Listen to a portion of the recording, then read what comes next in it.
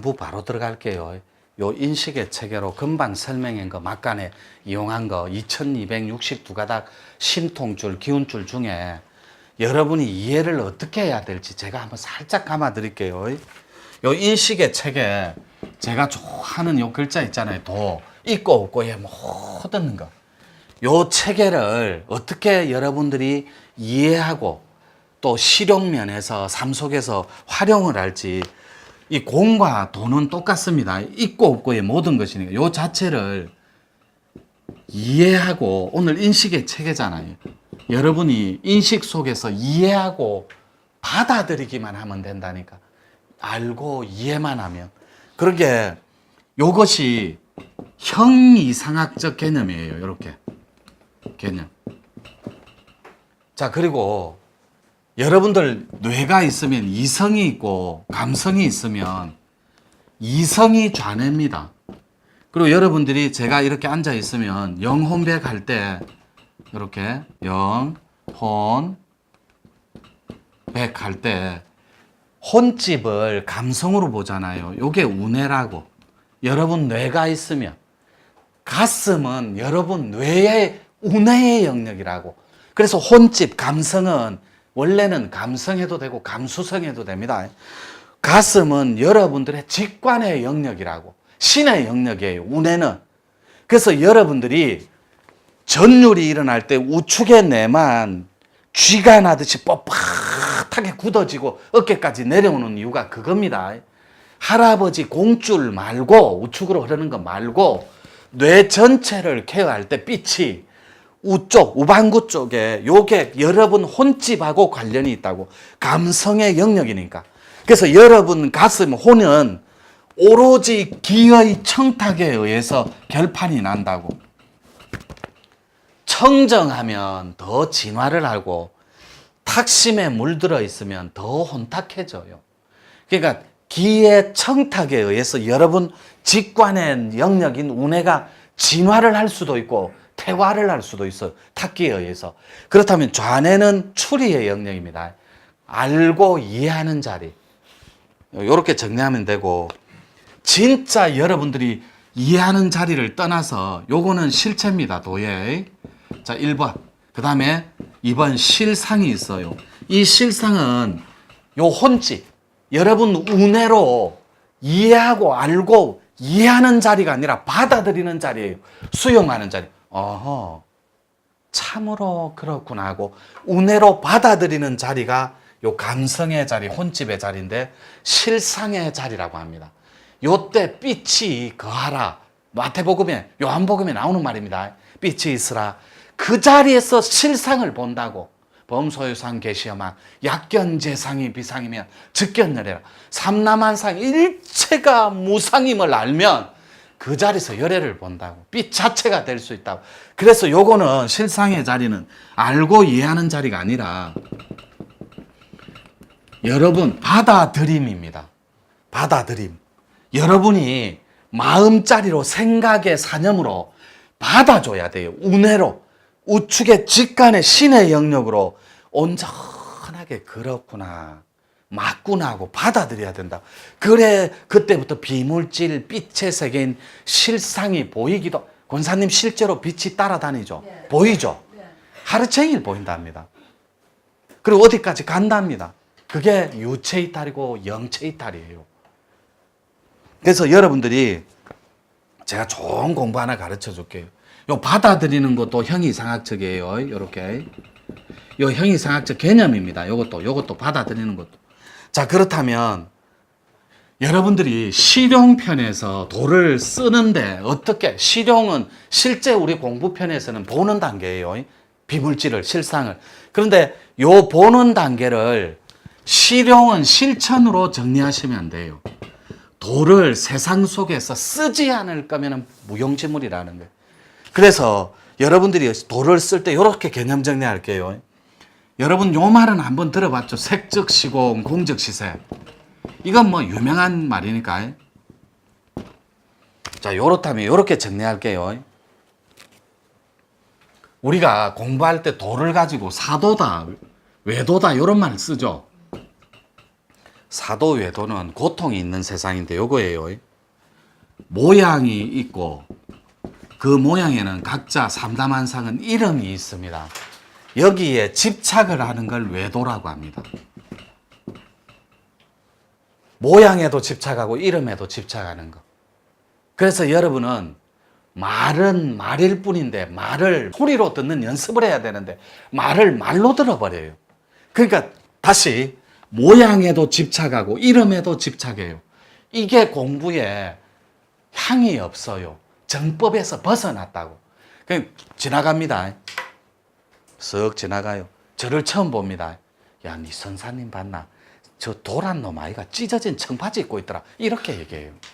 자기 기준에서 모양과 이름에 집착을 하고 있어요. 내가 반바지 입고 하나 둘 오 혜밀님 좋은 저녁이네요. 굿모닝 아침이네요. 조깅을 할 뿐인데 반바지 입고 그럼 조깅에 뭐 입고 뛰어야 됩니까? 좋다. 반바지 아니라 나이키 복. 야, 저 봤나? 신발도 나이키고 저 모자도 나이키다 이래요. 그래놓고 자기는 아들한테 나이키 사줍니다. 도인은 나이키를 입으면 안 되고 쓰면 안 되고 이거를 모양과 이름에 여러분이 집착을 해서 마음자리가 상을 내버렸다고. 조금 뭐 이해하는 책이라도 좀 해주십시오. 네. 자꾸 이렇게 보지 말고. 자, 그 다음에 모양은 없는데 닦아갖고 모양은 아직 이름이 남은 거예요. 그러니까 한쪽은 없는데 한쪽에 집착하는 거. 그거를 공에 빠진다 이래갖고 이거를 범부선이라 그래요. 중생들이 다 여기에 머물러 있어요. 공에 빠져서 닦기는 닦았는데 완전함이 없는 거예요. 닦은 척은 해야 되고 배운 척도 해야 되고 잘난 척도 해야 되고 있는 척도 해야 되고 예쁜 척도 해야 되는데 이름에는 집착하지만 모양에는 마음이 없어요. 그러니까 반쪽짜리 돌을 닦은 거예요. 공에 빠져서 범부들이 다 여기에 머물러요. 이 공에 빠지면 약이 없습니다. 내가 무엇을 닦았는데라면 그거 위에는 어떤 것도 거부해버려요. 그거 위에는 입히지도 않고 대비조차도 안 해요. 불자들은 불자 공부만 땡기고 또 가톨릭은 가톨릭 성스러운 것만 땡기고 더 이상 거기에 대비를 해서 향기로 꽃 피울 생각을 안 해요. 거기에 위빠사나 마음수련, 기공수련, 호흡수련 아무것도 다 좋다니까 전체를 일체 전체가 전체로 나기 위해서 개체를 버리고 하나님 나라에 나기 위해서 방편과 수단으로 쓰는 것뿐이에요. 호흡수련, 여러 가지 수련 방법들은. 그런데 그것만 들고 배를 이고 육지에 내려서 끙끙거리고 달고 다녀요. 불법, 도법, 사법 이런 거 다 들고 안 버려요. 힘들어요. 공에 빠짐. 그런데 조사선은 모양도 없고 이름도 없고 공도 없어요. 조사선은 이걸 조사선이라고 해요. 조사선은 매이는 데가 없어요. 마음자리 하나가 걸리지도 않고 묶이지도 않고 매이지도 않아요. 근데 우리 공부는 뭘 지향하냐면 최상선을 공부해요. 이 조사선도 필요 없다. 요거 외도선도 필요 없고 범부선도 필요 없고 우리는 조사선도 필요 없더라. 그냥 산은 산이고 물은 물인데 이름도 그대로요. 요거 다시 나서 모양도 그대로이더라. 이래서 몸 갖고 사는 세상이 마지막 도더라. 이게 완전한 아까 360도의 나예요. 다시 나보니 완전함으로 완벽하게 이 세상은 개벽되어 있었고 나에게서 나에게로 다시 부활해보니 일체 하나도 버릴 것 없는 무상이었어요. 아무것도 없어요. 존재가. 그래서 만상의 모든 존재는 객관적인 개념은 이런 데이터입니다. 이 사람 마음, 그 다음에 여기에 마귀 마음 다 적어볼게요. 여기에 현재 마음, 여기에 망상과 망념이니까 마귀 마음이라고 하고 4번을 가짜 마음이라고 해볼게요. 요 대충 막 여러 개 있는데 요만큼. 다시 만상의 모든 존재는 객관적인 건 요런 거입니다. 그 자체로서 존재하는 것이 아니라 그 존재를 존재이게 하는 어떤 기능에 의해서만 존재 가치가 결정된다고. 근데 그 어떤 기능이 뭐냐고. 창조주고 하나님이고 부처님이에요. 전체 마음이고 참사랑이고. 다시 만상의 모든 존재는 객관적으로 그 자체로서 존재하는 것이 아니라 여러분은 의지만 일으키는 거예요. 난 잘 살아야 되겠다. 난 기도해야 되겠다. 나는 진짜 몸을 낙해야 되겠다. 이렇게 의지를 일으키면 그것을 가능하게 해주는 어떤 기능이 있다고. 그게 그 존재가 지는 기능에 의해서만 여러분들의 가치는 결정돼요. 그래서 공부라는 것도 마지막 자리가 무상이라는 걸 아는 자리이므로 무상. 아무것도 없어요. 무국이 돼보면. 근데 무국은 사람의 몸이 환극이거든. 오한극.